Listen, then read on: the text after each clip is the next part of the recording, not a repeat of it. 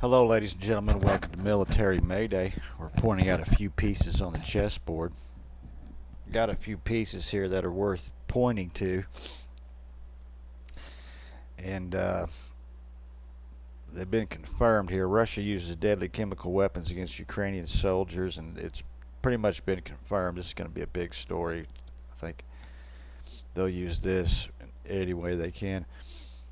One thing I want to say is I used to have a highlighter on here so I could go through a highlight and get through them real fast, read the important stuff, but it's just too hard on this piece of shit computer. When I do get a new one, I don't know when that'll be. I'll be able to do that. I'll be able to put maps up, uh, all kinds of really cool stuff that I've been looking into, but bear with me until that time. We've got more news on warning issued by Pentagon over new era of certain thing bioweapons. Very interesting if you know about the bioweapons. M1A3 Abrams and more. NATO has big plans for a new generation of killer tanks, and yeah, they are some killer tanks. They're killer looking too. I mean, futuristic, right out of the fucking 2050s. Back to the 80s as French Navy prepares for new threats.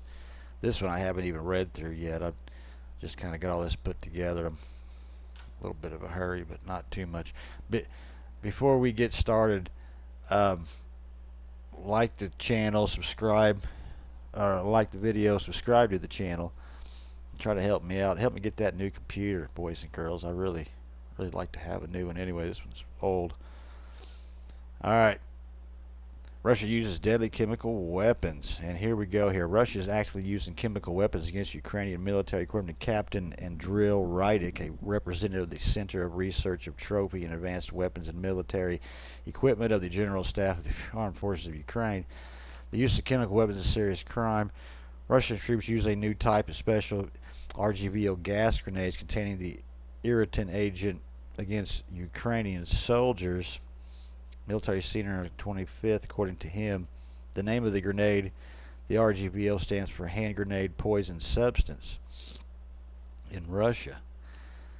So that the chlorosorticinophoninone, whatever the fuck that is, what the Russian RBO contains, among other poison components, is a hazardous chemical warfare agent from the group of lacrimators. The lethal toxic dose of whatever that is 11 milligrams, approximately 70 drops, so it is enough to kill an adult.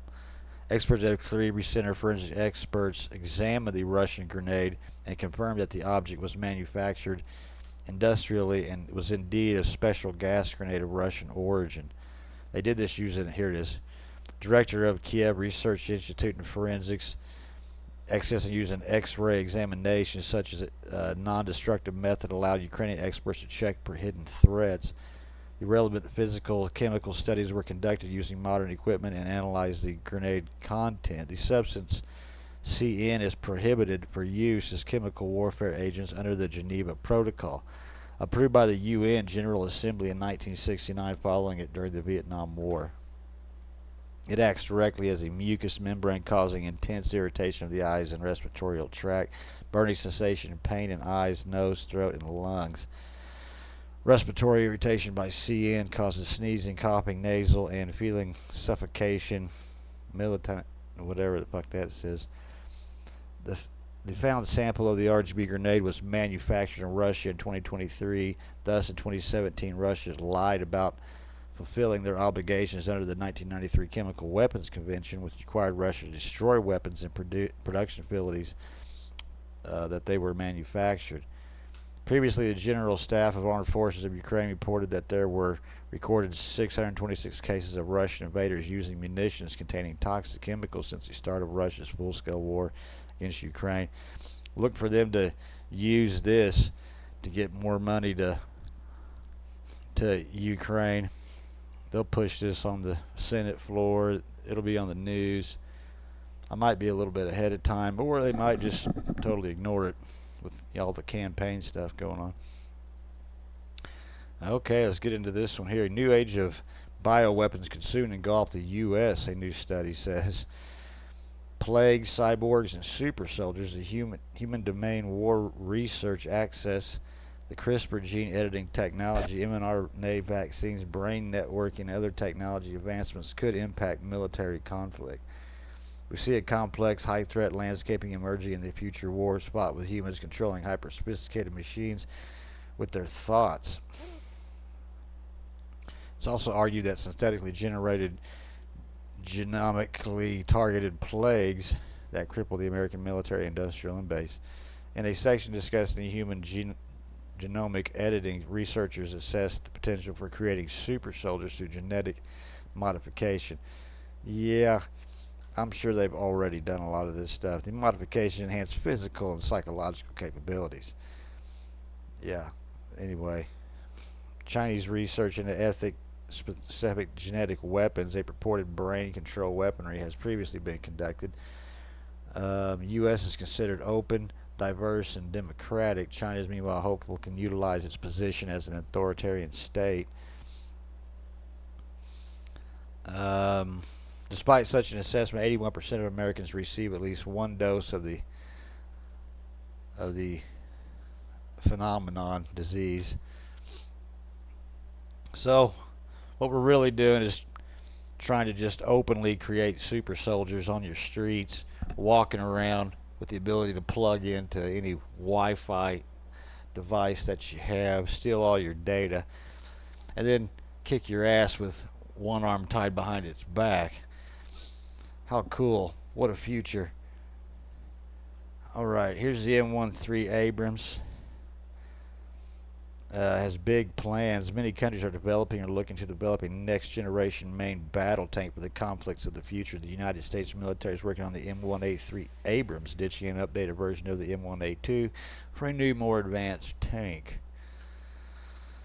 Let's see upcoming tanks to watch out for. The United States military is working on the M13, ditching the updated version, more advanced. Across the pond is planning to replace the aging Challenger 2 with the Challenger 3. In Europe, France, Germany have joined hands in the main combat system program to replace their lurk and Leopard 2 main battle tanks. The M1A3 Abrams in September, U.S. Army surprised us with a decision with the enhanced system package version, which it was intended to upgrade the M12 and move forward testing and production of the M1A3. The M1A3's great advantage is that it will have a modular design that will allow new technology to be incorporated quickly and cleanly into the operational vehicles. Let's say in the future the industry develops a new improved defense system. With this modular design, it would be easy to update the A3s instead of starting a new upgrade package. Army officials highlight that the current design can't longer grow its capabilities without becoming unreasonably heavy, and that its struggle between capabilities and logistics, the latter will always have the advantage. The Army hasn't really revealed what the A3 will bring to the table, but it's likely that the new combat vehicle will include features outlined in the Science Board study that include dynamics land systems, Abrams X technology. Some of these features include a hybrid electric drive, an auto loader, and a new main gun, advanced munitions such as maneuvering, hypersonic and gun launch, anti-tank guided missiles, integrated armor protection, improved command, control, and networking capabilities, artificial intelligence applications, ability to power robotic vehicles, masking capabilities to reduce the vehicle's thermal and electromagnetic signatures, reduce weight, hybrid electric diesel engine 50% more fuel efficient than the current Abrams, unmanned turret, which would reduce the crew from 4 to 3 soldiers, and enhanced anti-drone technology. Wow. I mean, gotta have one, man. Really. Challenger 2 is serving the Ukrainian hands, fighting against the Russian aggressors. The Challenger 3 will be a 24-hour all-weather tank. The day and night sights are commander and gunners. Let's see here. Franco-German main ground battle system. Like other future weapons, the Celestia is not known about the battle tank. Similar to the M1A3. In terms of defense, the tank will have a reactive defense capabilities, organic drones, artificial intelligence, targeting identification. So very interesting. Just all the stuff on that new Abrams. I mean, wow. And there's the Abrams SX, so I guess that's the version. It even just looks badass. But it's got some different designs here. The tracks, look. Anywho, back to the 80s. French Navy prepared for new threats. Western navies are preparing for wartime scenarios where they may face degraded operational conditions, including a loss of satellite communications. Navy commanders from the U.S. and France said at the Paris Naval Conference this week. The French Navy includes 2 or 3 days of drills under back to the 80s conditions whenever it deploys its carrier strike group. Training like this is quite challenging, and year after year it's more challenging, but really interesting to see we are still able to operate. Less PowerPoint sharing between ships and instead relaying on keywords for operations. Countries including Russia have developed weapons to deny the U.S. others access to space capabilities. Navies need to make their systems more resilient to attacks, particularly communications, according to Vice Admiral whoever the Indian Navy. The U.S. Navy has similar training as France to prepare for the degraded operational environment, such as a day of operating without GPS. U.S. Chief of Naval Operations Lisa Fanchetti said. Yeah, it's kind of nice to hear that the U.S. is still able to work like they did in the 80s. That's good, but some of them systems are still from the 80s. We must understand that what's going on before the enemy. New technology will give us the opportunity to do that.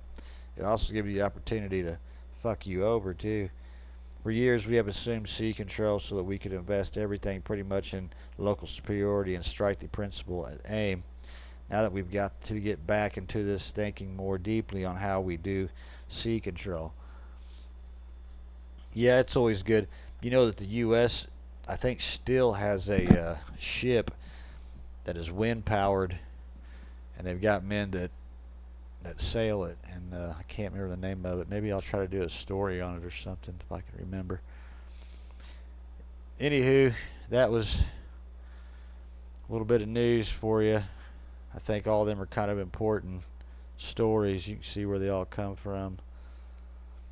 DefenseNews.com. This is the national interest.